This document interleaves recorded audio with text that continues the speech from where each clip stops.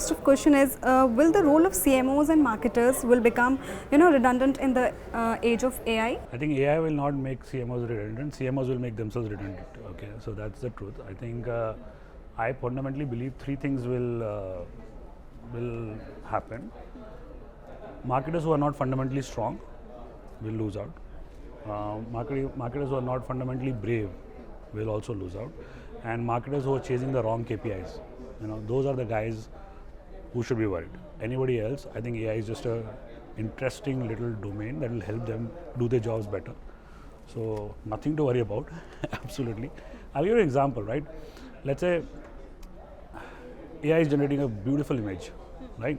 You still need a beautiful art director to look at it and say whether this works or no, right?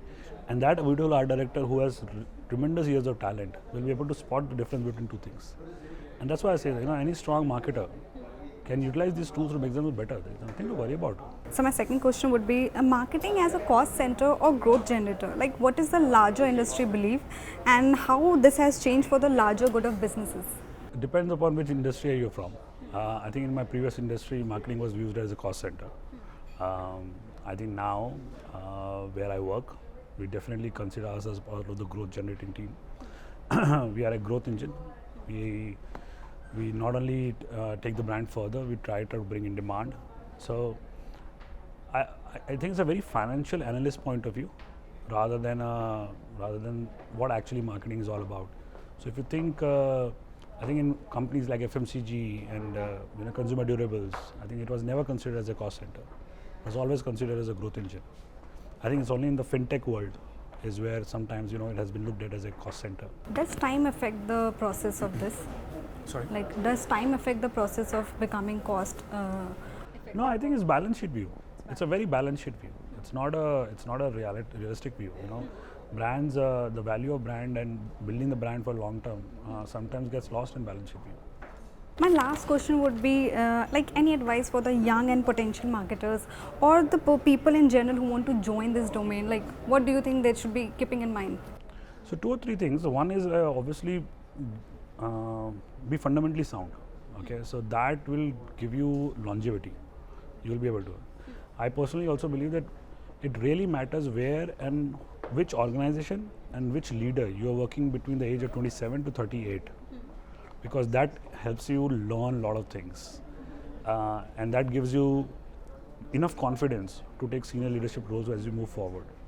And third, I have spent 14 years in the last organization, 3 years now. I genuinely believe that every 2-3 years of churn, you are not going to learn much.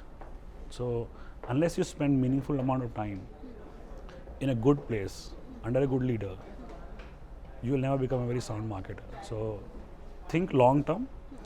Think in the fact that what happens to me when I'm post 40, right? That's the long term view that you have to carry when you're joining this field. And it's an interesting domain. Things are changing.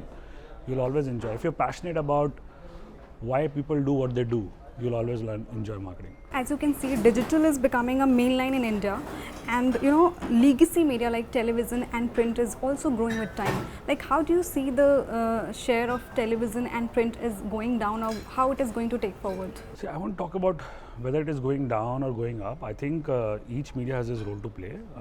Yes, definitely digital with the rise of OTT has come up in the last couple of years, and yeah, with social media rising, people are spending a little more time. But I genuinely believe print, TV still have a lot of value.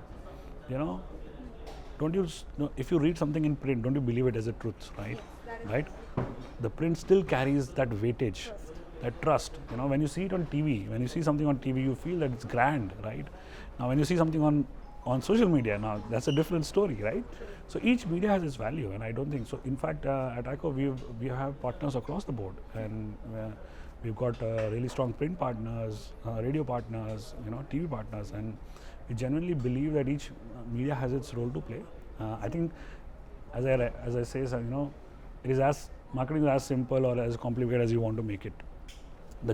Sometimes the job in communication is to find the right channel, make sure your 30-second ad spot is aired, seen, visible, and that's it, right? Now, whether it happens on social, TV, print, OTT, that's what you will find out. While marketing strategy, while framing your strategies, how do you see changes with respect to the social media platforms? So sometimes there are certain specific marketing objectives that can drive the choice of which is the lead channel. So, for example, I am choosing to educate customers a lot about insurance, and my lead channel could suddenly become social media, right? So that's my lead channel. So I'm choosing to create a lot of content about insurance and how it can benefit. Social becomes a lead channel. However, when I want to talk about long term, depending on what is the objective of the campaign, you can decide whether it's social, which channel is the best.